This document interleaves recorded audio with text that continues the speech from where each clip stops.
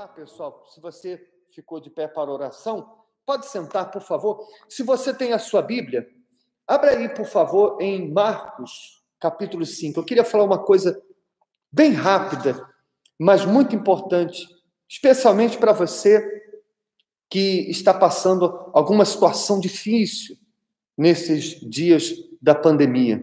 Você sabe que existem pessoas que a vida dela não mudou em nada desde que começou a pandemia, porque ela está trabalhando, ela está vivendo o dia dela, dia a dia, normal como antigamente, com a única diferença de que ela não tem vindo à igreja.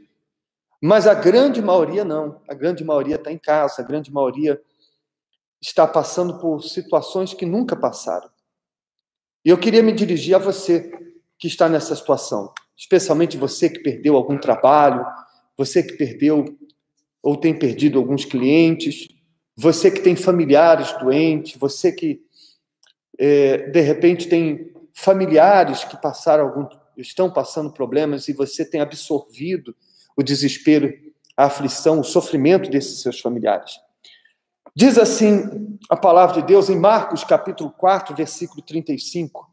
Jesus entrou no barco com seus discípulos e disse a eles: passemos para a outra margem. E eles, despedindo a multidão, levaram assim como estava, no barco, e os outros barcos o seguiam. Ora, levantou-se grande temporal de vento, e as ondas se arremessavam contra o barco, de modo que o mesmo já estava a encher-se de água. Jesus estava na polpa, dormindo sobre o travesseiro. Então eles o despertaram e disseram: mestre, não importa que pereçamos? E ele, despertando, repreendeu o vento e disse ao mar: acalma-te, e emudece. O vento se aquietou e fez-se grande bonança. Então lhes disse Jesus: por que sois tímidos? Como é que não tendes fé? E eles, possuídos de grande temor, diziam uns aos outros: quem é este que até o vento e o mar lhe obedecem? Então veja, o que a gente vê nessa passagem bíblica? Havia um ambiente tranquilo quando eles entraram no barco.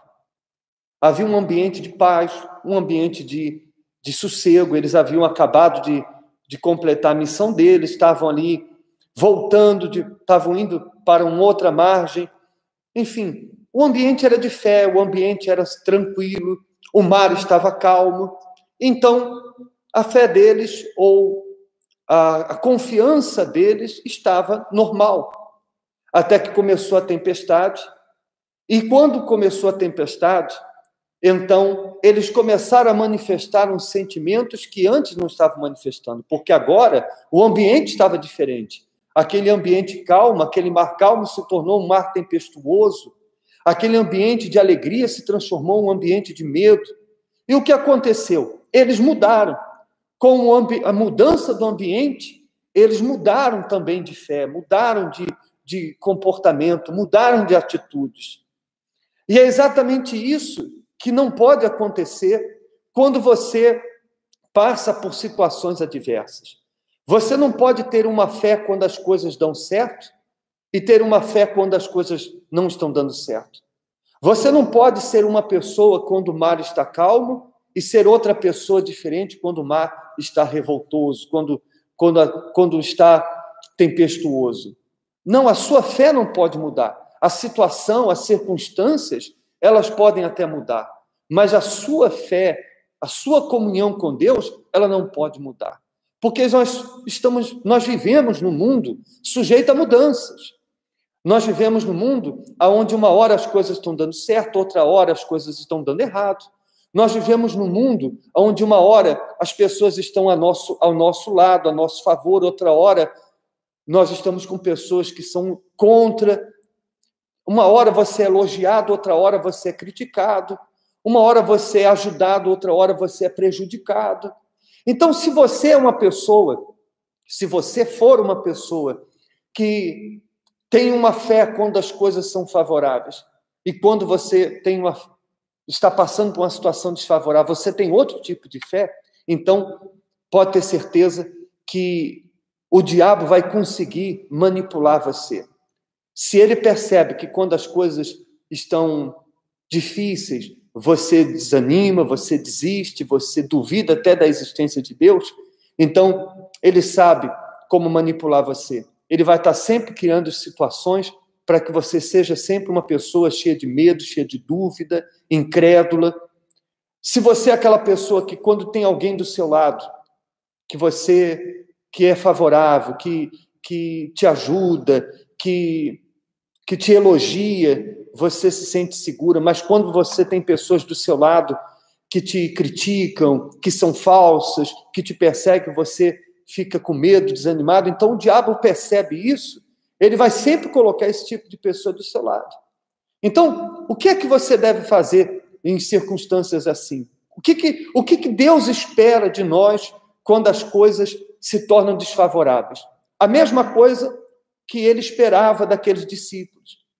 Quando Jesus entrou naquele barco, ele sabia que iria haver tempestade. Sendo Deus, ele sabia o que iria acontecer dentro de algumas horas. Mas o que ele esperava dos discípulos? Ele esperava duas coisas. Primeiro, que eles crescem na palavra dele. Porque quando a gente lê aqui esse texto, a gente observa que a primeira coisa que Jesus disse quando entrou no barco, ele falou: passemos para a outra margem. Então, a primeira coisa que Jesus fez questão de fazer quando entrar no barco era dizer: nós vamos passar para outra margem.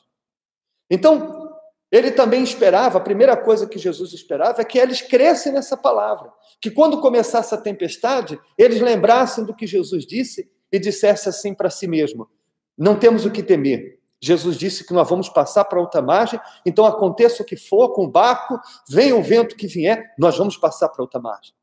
Então é isso que Deus espera. A primeira coisa que Deus espera é que você creia na palavra dele. Então, quando vem o desespero, você diz para si mesmo: não, está escrito. O Senhor Jesus disse que estaria conosco pelos séculos dos séculos, que nós não estaríamos sozinhos. Quando você passar por uma situação difícil, você se lembrar: não, está escrito que haveria uma diferença entre o que serve e o que não serve a Deus. Então vai haver essa diferença, porque está escrito. Porque Deus falou que Ele é comigo, então eu não vou temer. Então essa era a primeira coisa que Jesus esperava deles, que eles crescem no que Ele havia dito.